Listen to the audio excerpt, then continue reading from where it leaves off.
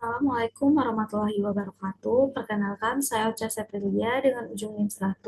Di sini saya akan menjelaskan tentang respirasi tanaman pada oksigen rendah.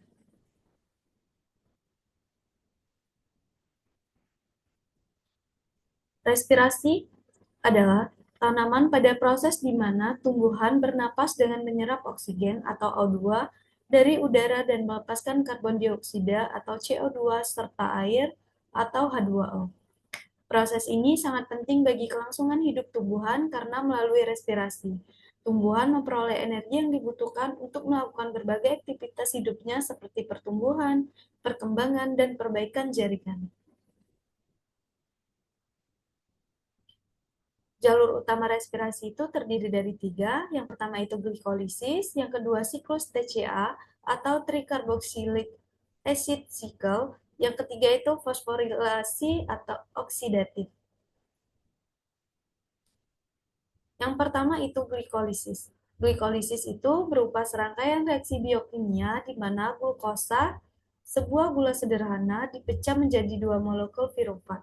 Proses ini merupakan tahap awal dari respirasi seluler, baik itu respirasi aerob atau memerlukan oksigen maupun anaerob atau tidak memerlukan oksigen.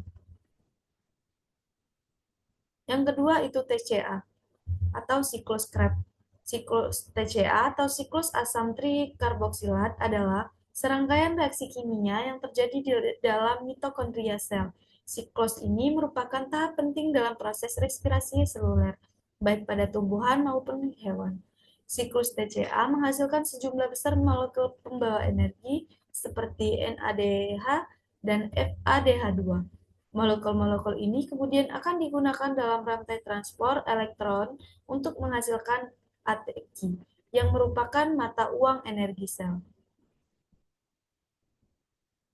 Ini merupakan proses singkat siklus TCA dari step 1, step 2, step 3, step 4, step 5, step 6, step 7, dan yang terakhir itu ada step 8. Fosforilisasi oksidatif. Fosforilasi oksidatif adalah proses metabolisme yang sangat penting dalam sel. Proses ini menghasilkan sebagian besar energi yang dibutuhkan oleh sel dalam bentuk adenosin trifosfat atau ATP.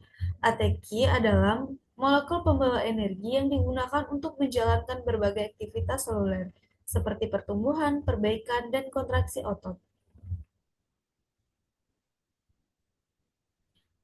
Adaptasi respirasi terhadap hipoksia. Mekanisme yang digunakan oleh tumbuhan untuk bertahan hidup ketika kadar oksigen rendah, misalnya selama banjir atau di tanah yang tergenang. Hipoksia membatasi pasokan oksigen yang dibutuhkan untuk respirasi aerobik atau proses yang menghasilkan energi dalam bentuk ATP, sehingga tumbuhan harus beradaptasi untuk tetap mempertahankan fungsi seluler. Fotorespirasi pada tumbuhan. Fotorespirasi merupakan salah satu jalur metabolisme karbon terpenting pada tumbuhan yang kepentingannya di tingkat terestrial hanya dilampaui oleh fotosintesis. Hal ini disebabkan oleh tingginya konsentrasi 02 dalam sel dibandingkan dengan CO2. Fotorespirasi dapat melepaskan sekitar 20% dari CO2 yang diserap selama fotosintesis pada suhu normal. Namun, telah ditetapkan bahwa jumlah CO2 yang dilepaskan dapat lebih tinggi di lingkungan yang panas dan kering. Selanjutnya itu fungsi respirasi tumbuhan. Terdapat dua jenis respirasi yang memiliki fungsi berbeda dalam mendukung fungsi seluler dan fisiologis, yakni respirasi pertumbuhan dan respirasi pemeliharaan. Respirasi pertumbuhan adalah proses respirasi yang terkait langsung dengan produksi energi yang digunakan untuk mendukung sintesis biomolekul dan pembentukan struktur baru dalam sel seperti dinding sel, protein, dan organel. Proses ini terjadi terutama saat tumbuhan mengalami pertumbuhan aktif, misalnya saat pembentukan daun, akar, atau batang baru. Energi yang dihasilkan dari respirasi pertumbuhan digunakan untuk anabolisme, yaitu proses penyusunan molekul-molekul kompleks dari molekul-molekul sederhana yang diperlukan untuk memperkuat biomasa tumbuhan. Selanjutnya itu respirasi pemeliharaan. adalah proses yang menyediakan energi untuk menjaga fungsi sel-sel yang sudah ada dan memastikan sel-sel tetap aktif dan sehat. Energi yang dihasilkan digunakan untuk berbagai fungsi pemeliharaan seperti perbaikan jaringan yang rusak, mempertahankan gradien ion di seluruh membran sel, serta menjaga integritas dalam aktivitas enzim. Pemeliharaan respirasi tidak memberikan kontribusi langsung pada pertumbuhan, tetapi sangat penting untuk menjaga kondisi fisiologis tumbuhan secara optimal, terutama di lingkungan yang penuh tekanan. Selanjutnya itu ketersediaan oksigen untuk respirasi. Ketersediaan dalam jaringan dan sel bergantung pada usia tanaman dan terutama pada pasokan dari lingkungan. 02. Jaringan memiliki pengaruh besar pada jalur utama sintesis karbohidrat. Penting untuk mempertimbangkan bahwa ketersediaan oksigen yang rendah dalam sel bahkan dapat terjadi dalam beberapa situasi di bawah norm oksida, terutama karena resistensi yang tinggi untuk difusi oksigen antara jaringan tanaman yang berbeda. Kadang-kadang, untuk mengurangi keadaan anaerobik pada tunas, akar mengatur frekuensi penyerapan dan konsumsi oksigen.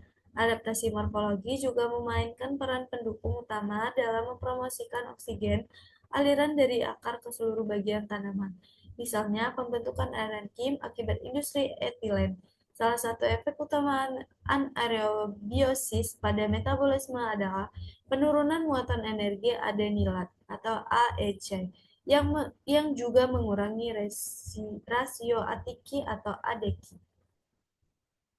Kesimpulan, respirasi tanaman merupakan proses yang sangat dinamis karena jalur yang terlibat memiliki kapasitas tinggi untuk beradaptasi dengan berbagai kondisi lingkungan.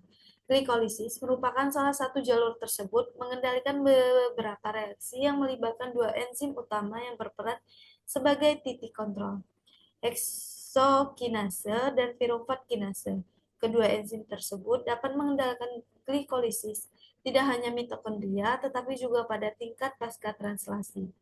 Respirasi tanaman dianggap sebagai mekanisme utama pemeliharaan ekosistem di planet ini.